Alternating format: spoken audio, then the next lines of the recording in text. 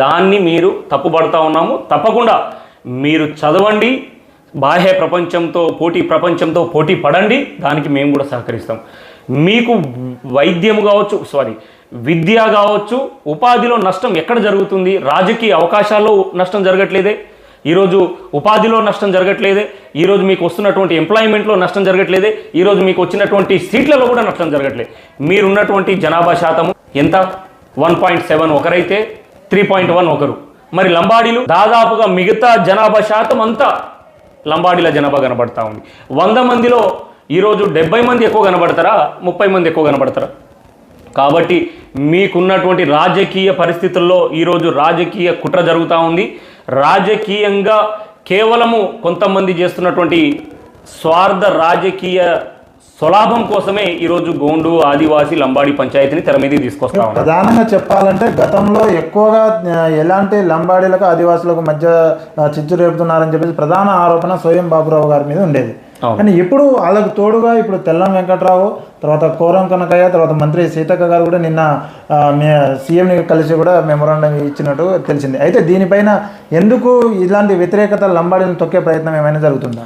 తప్పకుండా ఈరోజు తెల్లం వెంకట్రావుకి గుర్తింపు లేనటువంటి పరిస్థితులు, అక్కడ అత్యధిక శాతము ఆదివాసీ సోదరులు ఉండడం వల్ల ఆయన ఆ జాతులకు చేసే మేలు లేకపోవడం వల్లే ఆ జాతులు ఆయనని పక్కన పెడుతున్నటువంటి పరిస్థితిలో నా ఉనికిని నేను కాపాడుకోవాలి. ఏం చేయాలి?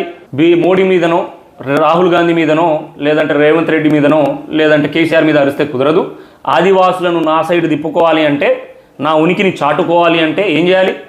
ఉన్నటువంటి లంబాడీలు మమ్మల్ని అన్యాయం చేస్తున్నారు, లంబాడీలు మన సీట్లు కొట్టుకోపోతున్నారు, మన ఉన్నటువంటి అవకాశాలు కొట్టుకోపోతున్నారని అసత్య ప్రచారం చేసి వాళ్ళను ఉసిగొల్పడం వల్ల ఇక్కడ రాబోయే బైపోల్ ఎలక్షన్లో ఆయనకు లాభం జరిగే అవకాశం ఉంది. కాబట్టి ఆనాడు ఏ విధంగా అయితే స్వయం బాబురావు ఈ లంబాడీల మీద దుష్ప్రచారం చేస్తూ అమాయక ఆదివాసులను ఉసిగొలిపి ఆయన ఎంపీ అయినటువంటి పరిస్థితులు మనం చూసాం.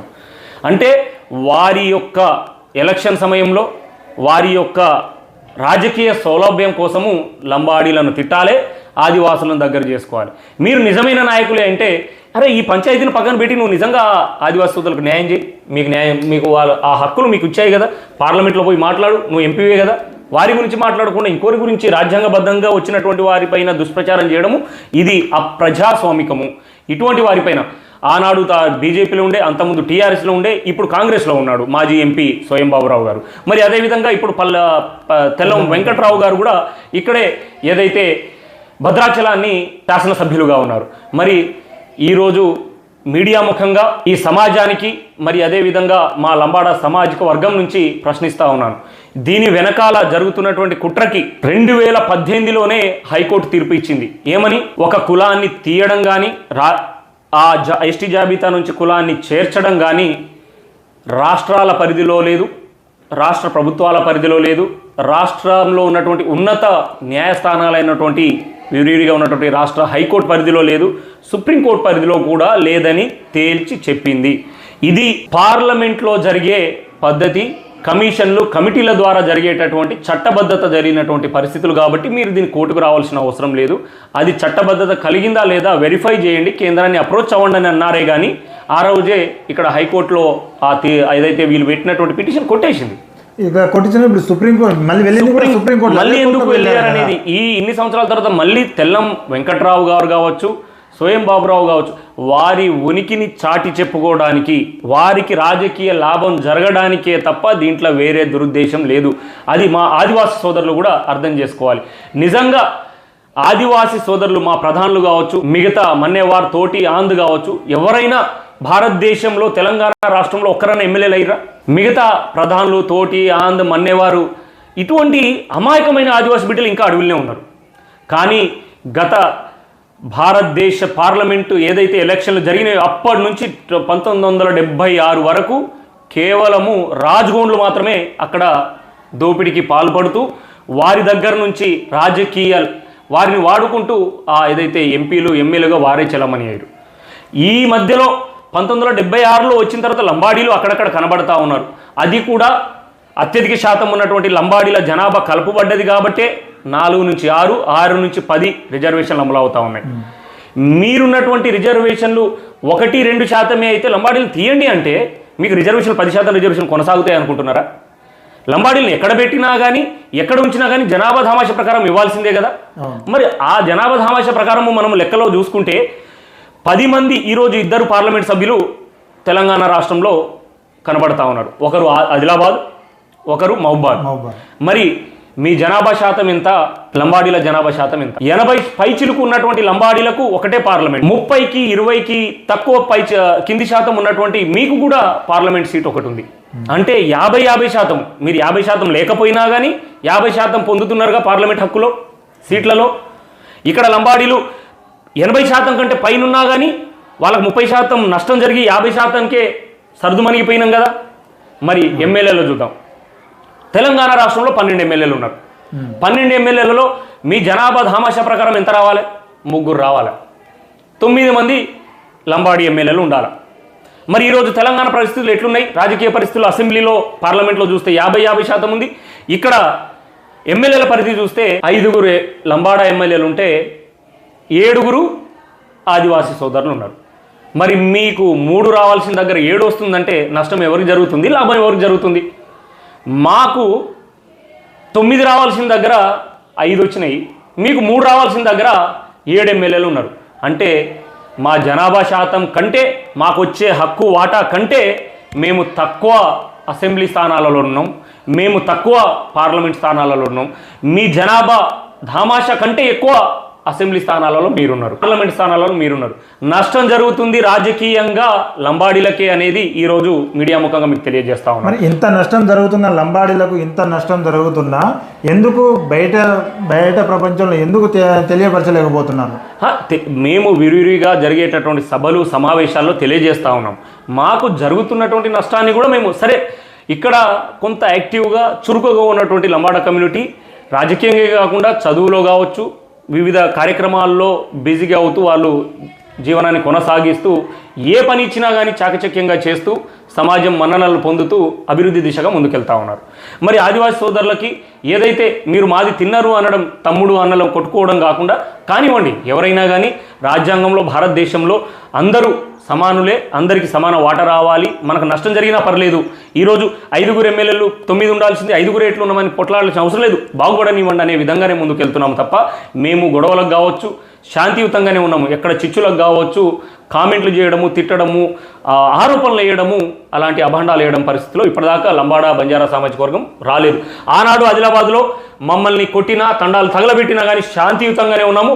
ఆ సేవలాల్ మహారాజ్ ఏదైతే చెప్పినట్టు బోధించినటువంటి ఆ శాంతి ధర్మాన్ని, ఆ శాంతి ఏదైతే నియమాలను కట్టుబడే ఉన్నాం. కానీ అదే సేవలాల్ మహారాజ్ చెప్పారు శాంతి ఉన్నంత వరకే ఉండాలి, తల్వార్ పట్టుకొని కూడా పోరాడమని చెప్పేసి కూడా ఫేరీ ఫర్ ఉద్యమం చేసినటువంటి నాయకుడు.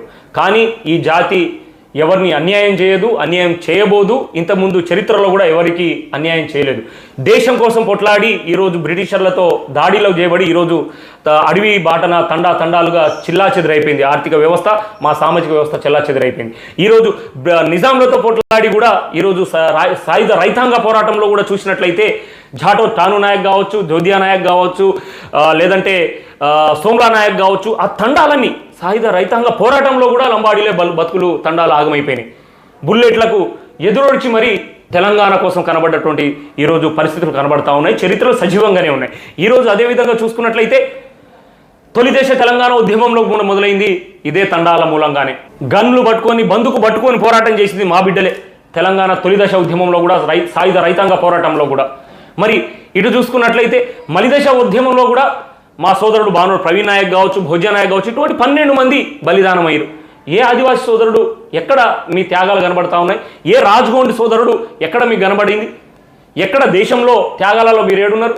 ఎక్కడ బ్రిటిషర్లతో పోరాటంలో మీరు ఎక్కడున్నారు? ఎక్కడ నిజాంలతో పోరాటంలో ఏడున్నారు?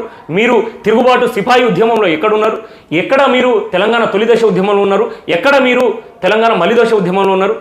ఎక్కడ చూసినా భారతదేశం మూల చరిత్ర నుంచి సింధు నాగరికత నుంచి మొదలు పెడితే ఈ రోజు వరకు లంబాడీలో అడుగు ముందే ఉంది.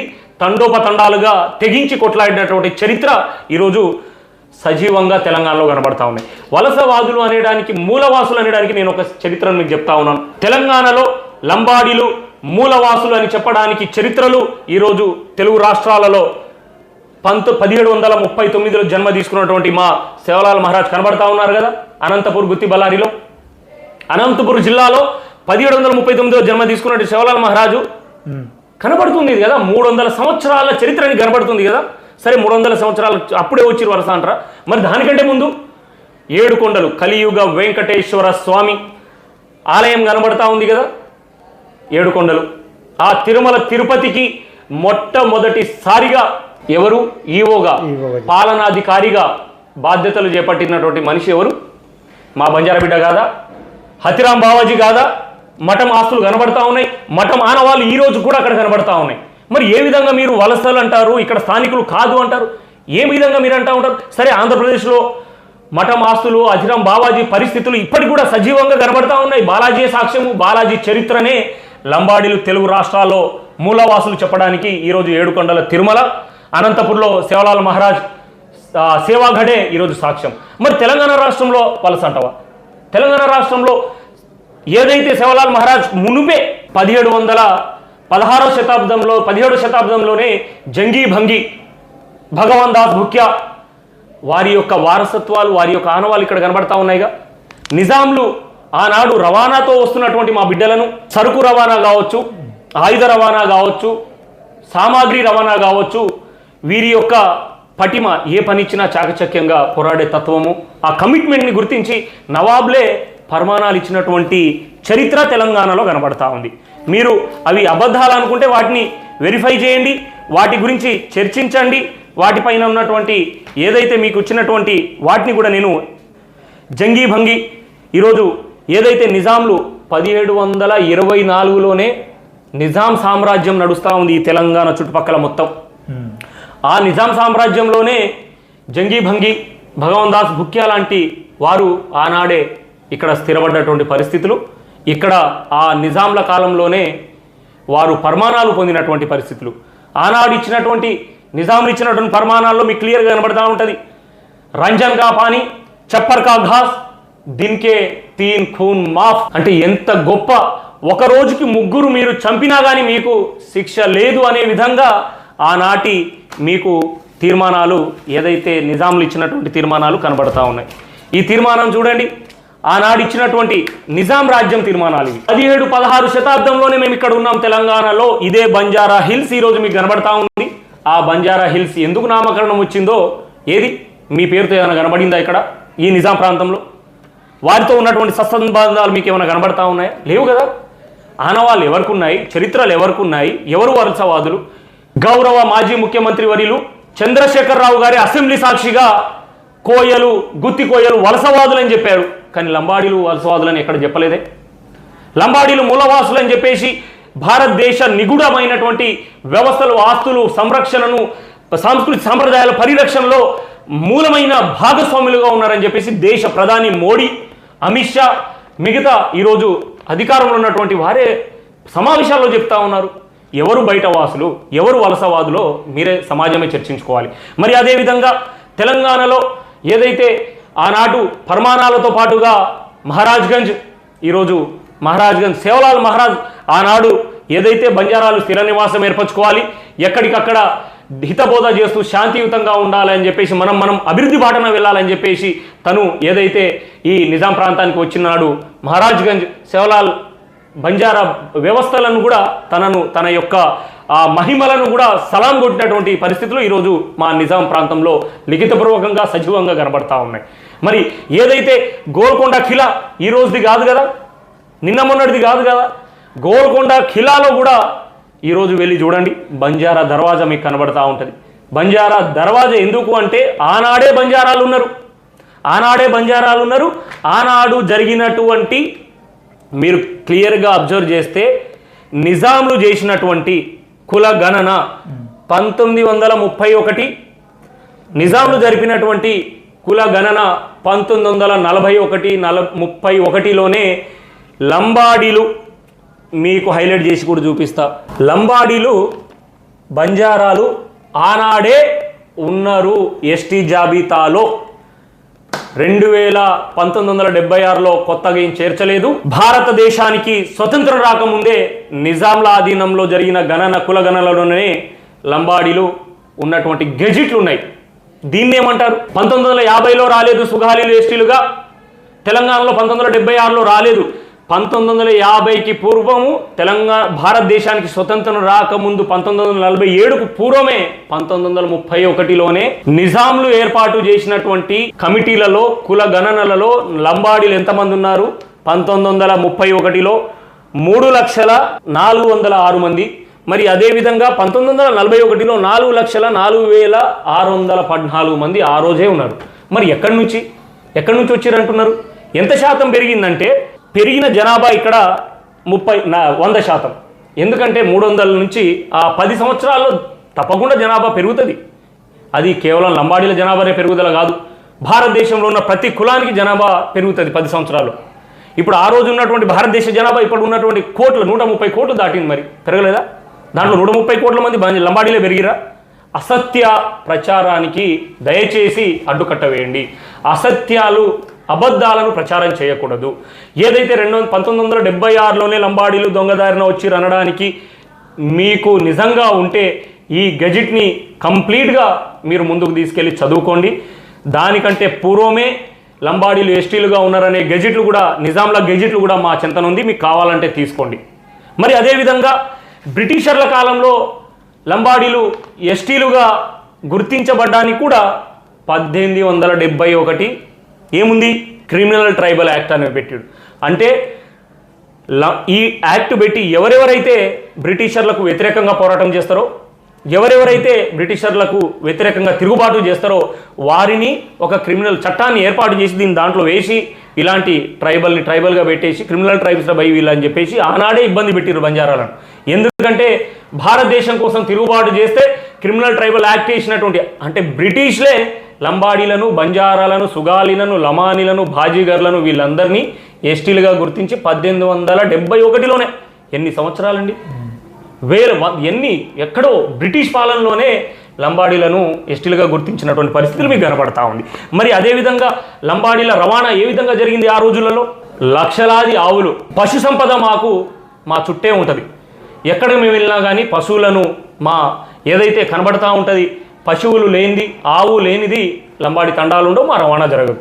ఆ రవాణాలో ఎక్కడైతే వీళ్ళను వెన్నుముక తిరిగేలాగా చేయాలి, వీళ్ళ రవాణాను అడ్డుకట్ట చేయాలి, వీళ్ళు భారతదేశంలో యుద్ధ సామాగ్రిని చేరవేస్తూ ఉన్నారు, వీళ్ళు అత్యధిక శాతం ఉన్నారు, వీళ్ళు ఒక్కొక్కరు యుద్ధ సామాగ్రితో పాటు యుద్ధ సైన్యాధిపతులుగా పనిచేసి మనల్ని ఇబ్బంది పెడతా ఉన్నారని చెప్పి తిరుగుబాటు యుద్ధంలో సిపాయి ఏదైతే 1857లో జరిగిందన్నటువంటి సిపాయిల తిరుగుబాటులో కూడా ఏం చేసిరు? టాటిల్ ట్రెస్పాస్ అంటే పశు సంపదన ట్రెస్పాస్ అనే యాక్ట్ను పెట్టి మరి మమ్మల్ని మా రవాణాను అడ్డుకట్ట వేసి ఇబ్బంది పెట్టి జైల్లో పెట్టి కొట్టి